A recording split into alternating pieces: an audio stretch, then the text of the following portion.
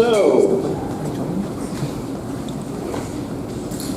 we have a few semantics to go through. Okay. So, simple semantics. This is the Howwell Review Committee public charrette meeting. We are starting at 10:08. Our first item on our agenda is thank you, roll call. So, Mr. Simpkins? Here. Mr. Savini? Here. Mrs. Charrette? Here. Mr. Corvo? Here. Coffee's still kicking in. Mr. Howwell? Here. Is Mr. Nigerian here? He was at the site. He should be coming. And myself, Jeff Porter, chairman, is here. Did I call on you too? Yes. Okay. Again, coffee. So, I just want to take a minute to say good morning to everyone. For those of you that don't know me from the roll call, I'm Jeff Porter, the chairman of the Hellwell Review Committee. I first want to take this up to my... There we go. I first want to begin by thanking all of you for coming this morning. This meeting is a very important step in our process to understand the community's needs and desires at the Howwell property. What is talked about here will ultimately shape the direction in which our town will go to create what seems like a community space based on what has been said by the survey results. And as I've said before, our role here as the committee is to be here and listen and help build a consensus. And we will be using that data to inform our recommendations that will be given to Town Council. Before I hand off the presentation, I'd like just to take a moment to introduce the members of the Howwell Review Committee. As you know, sometimes when it's a Zoom meeting, it's hard to see who's who and recognize all the faces. So for members, I just ask that you stand up and give a wave. So Chris Simpkins, our vice chairman. Steve Corvo, our council liaison. Lori Charrette, our newest member. Frank Halliwell. Rob here yet? No. And unfortunately, Bob Mayo and Tony aren't here today, but we also have Scott Savini as well. And you'll probably see Robert Nigerian, who's also chairman of the zoning board, joining us a little later. And lastly is Carolyn Wells. She is the project manager from Weston and Sampson, and she and her team will be running the rest of the show today. So again, thank you everybody for joining us. I appreciate all the time that you're taking out of this beautiful morning that we've had for a long time for a weekend. So it means a lot that you've come out and to participate. So we look forward to hearing everybody's thoughts and ideas, and again, a very big thank you for coming.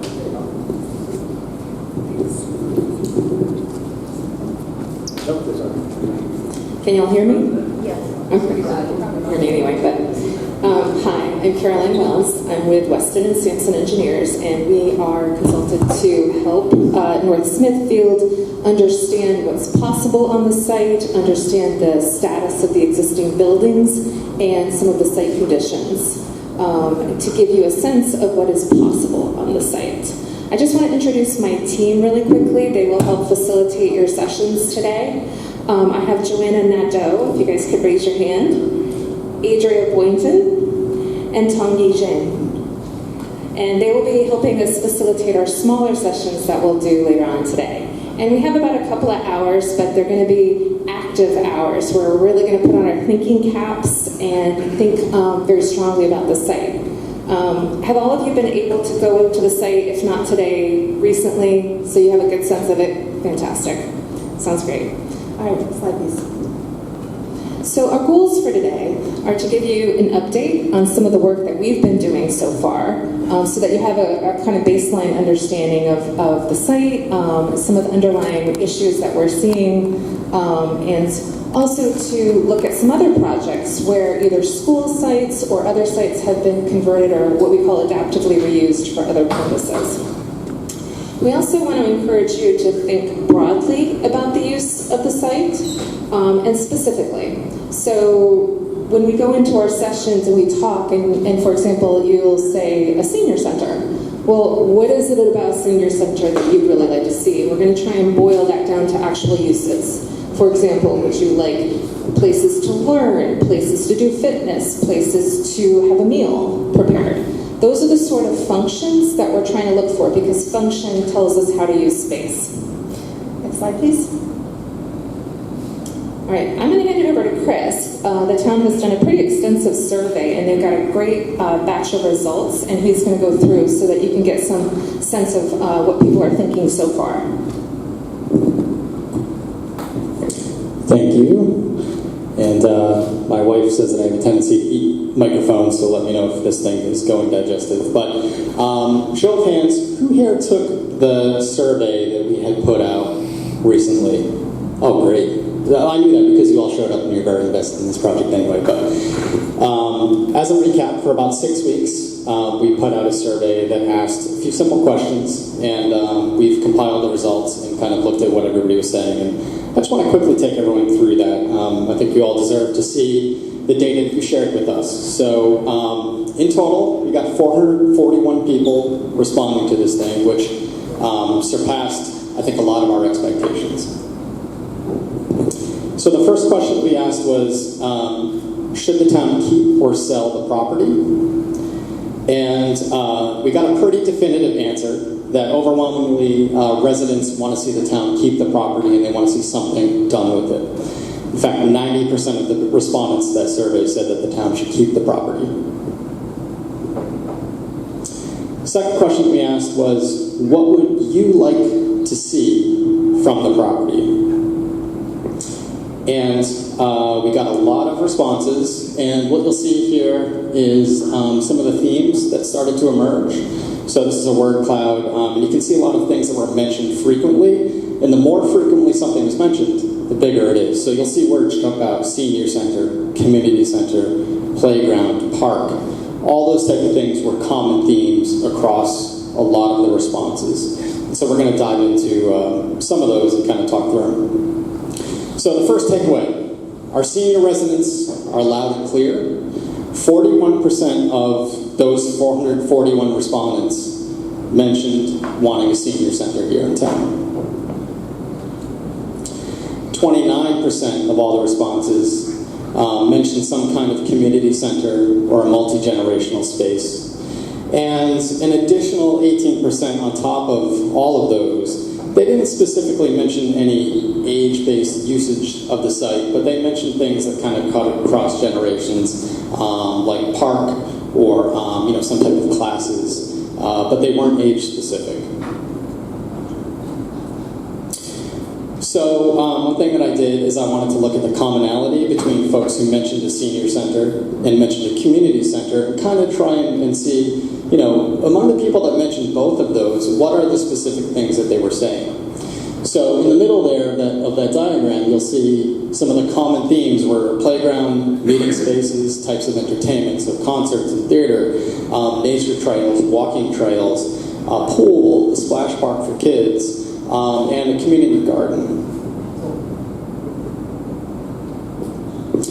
And then about half of everybody that responded to the survey didn't really elaborate on what they meant. They simply said something like community center or senior center, but they didn't really dive into what that was. So I think one of the things that we're going to do today is look at those who did specify that, and then as part of what some of the activities that we'll do is kind of dive into what does that mean to all of you, and what are the specific things that you would like to see from a community center, senior center, and all those type of things. So another key takeaway here is that recreation opportunities are highly desired, and a few different types of them. So here's a breakdown of some of the things that people are commonly talking about. Playground and general recreation spaces, parks and green space, 13% of people mentioned, walking trails, sports fields, dog parks, and swimming pools and splash pad. These were all kind of things that at least, there was some commonality among many of the responses. The other key takeaway is that residents want new ways to connect and grow with their neighbors. So what does that mean? That's things like community garden, where you can go and get together and grow your flowers and your food. Opportunities for arts, culture, and concerts. We have the concerts over by Town Hall now, but people are looking for more regular space for that. Town and community-led events, which people feel that we don't have enough of. Farmers markets, fairs, and food truck type events. And then generally, meeting rooms that you could rent out or use, class opportunities for ongoing education, vocational, and spaces that you could rent for personal use. So some of the classes that people specifically mentioned, which I just kind of talked through some of them, but exercise classes, dancing, arts and crafts, people would love to have adult choruses and knitting and crocheting type classes. All those things. There were others, but these are some of the ones that were commonly mentioned. And then some of the events that people specifically mentioned: farmers markets, arts festivals, fairs, plant sales, all those type of things.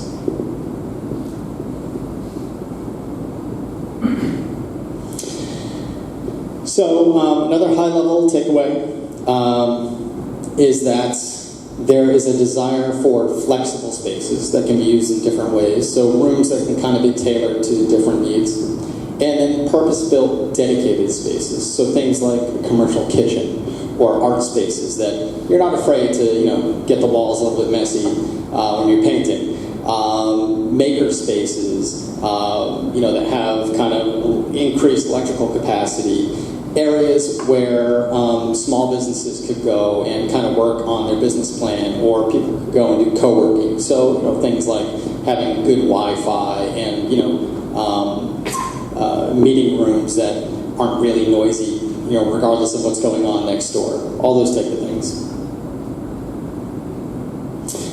Some people mentioned wanting municipal services to utilize the property. So in that, a common theme was police or public safety complex. I will say that what we have heard from the police chief is that they like where they are. So I don't know, if this is something that they would be interested in, but it's something that people are thinking about. Schools. So it was a school. People are thinking school. What happens with the high school when it needs to be rebuilt. And by the way, if you didn't get a chance, on the back wall, we pulled out 50 of the more expansive responses, and they're up there. So if you get a chance, take a walk back and see what people have actually said. Those are our survey responses pulled directly from this. And hear it in your own words. Food pantry. So we recently had a discussion about a lot of the shelving that's left over at the site being reused for that type of thing. A new library or municipal buildings. And then some other common mentions were daycare and youth camp, some type of housing, commercial or retail uses. That category in particular was mostly from the folks who, that 10% of folks who said that the town should sell the property. Early learning opportunities, and then a few people mentioned having some type of memorial to Halliwell School. It was such an important and unique part of this town for so long that, especially with that wonderful tree back there, just having some type of memorial to the last 80 years of usage at that school, folks are interested in. And then 3% of people who responded want to see whatever's done there have some type of revenue stream for the town. So if it's a community center, having spaces that are rentable and the money goes back to help fund the project and ongoing costs. So the other question we asked is, what would you not like to see from the property, which is just as important as what you would like to see. And most commonly, and people were very clear on this, things that they don't want there are housing or condos or any type of private commercial usage. And so if we look at the breakdown there, 29% of the people that responded said some type of commercial or industrial or retail usage, and then 27% said they don't want any type of housing or condos on the site. Almost 10% of people said that they don't want to see the site just sitting there going unused, deteriorating. They want to see it, either knocked down, rebuilt, rehabbed, or something done with it. They just don't want another property wasting away in town. Other things that people specifically mentioned not wanting on the site. So we saw that some people are thinking about, yes, let's put the police and public safety complex there, but 5% of people also said, no, let's not do that. So it's interesting to see that kind of, conflict there. So solar, it's a big topic in town. 5% of people said they don't want any type of solar there. Private usage, a single-use building. People are thinking, let's make this flexible and kind of include lots of folks in the community.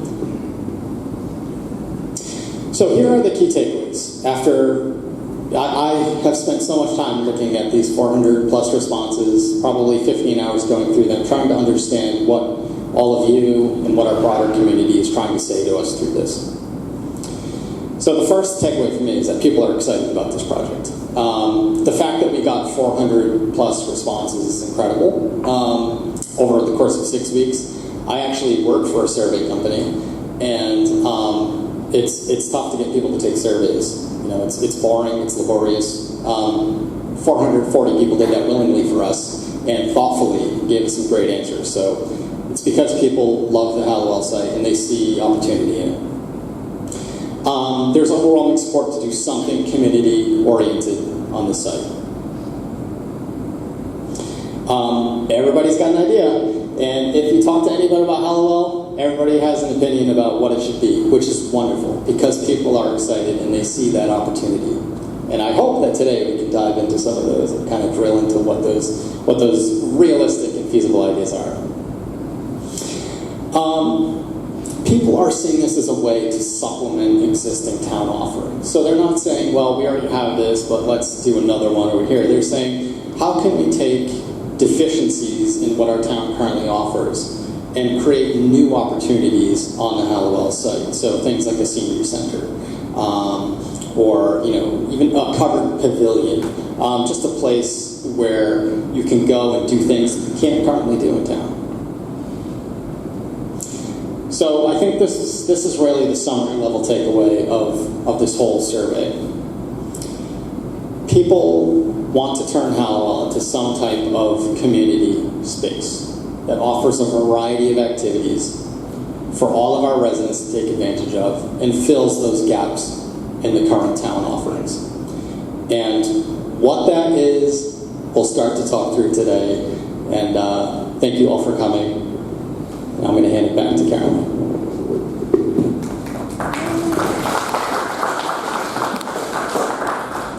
That was great. All right, so we have about 5 more minutes. And, in light of all of this, I just want to remind everybody that we're at the very beginning of what is actually a very long process. We're going to go through a couple of case examples in a minute, and in most cases, it's minimally 5 years from where we are now to where construction can actually happen. When you think about all of the steps of thinking about what it is you want, getting to some more solid designs, locating the different types of funding, getting all of that into a schedule, and then lining up construction, it just takes a long time minimally. So we just wanted to kind of make sure that we all have a good understanding of that, and that it's also possible to be incremental in our thinking. Maybe we have a lot of ideas, but we can't afford them all at once. So through the process, maybe we can prioritize and phase it out. And so maybe one part of the site could be something, and then we'll set a plan for another phase, and then another phase down the road. Whatever makes the town people and government officials most comfortable. And you'll see that when we go on to our case studies, that towns do it a million different ways. So, next slide, please. Right now, this is a sort of a layout plan of the buildings as they exist right now. We are assessing all of the buildings with a particular focus on buildings 10, 11, and 7, which are the bigger potentially multi-purpose buildings. Next slide. So on the site and building exteriors assessment, as you can see, the exteriors are in pretty rough condition. Roofs will certainly need to be replaced, windows will need to be replaced. And a lot of the siding is in disrepair, and some of it's cosmetic, as you can see on the metalwork around the walkways. A lot of it isn't necessarily structural at this point, but just something to keep in mind. Next slide. Now the interior and the sort of guts of the building is really where you see things that are aged, dilapidated, and needing to be replaced. So on our assessment, what we're noticing is that obviously all of the electrical systems are antiquated. Some of them are the original electrical panels. We have to make sure that things are safe for public use. So things like sprinkler systems, appropriate fire alarms, all of that stuff needs to be brought up to current code. Water systems and water fixtures also need to be brought up. ADA is an issue where it had not been before. So the summary of all of that is you have these buildings, yes, they're standing and they've been used, but that doesn't mean that you can necessarily reuse them as they are. A lot of things would need to happen. So, next slide, please. Okay, so let's look at a couple of, they're not similar projects, but they're similar in that they were schools. But what I found in researching this is that schools are often urban when they're reused. They're historic, they're urban, they've got a very tight neighborhood setting and people don't want to lose it. Hallwell is a little different from many sites I've seen. There's a lot of land around it, a lot of land within the structure, like between the structures themselves. So let's go to the first example. I feel like I'm echoing. Am I echoing? Okay. This one is in Situate, Massachusetts. This is a senior center. It was a school site, a pretty sizable one, and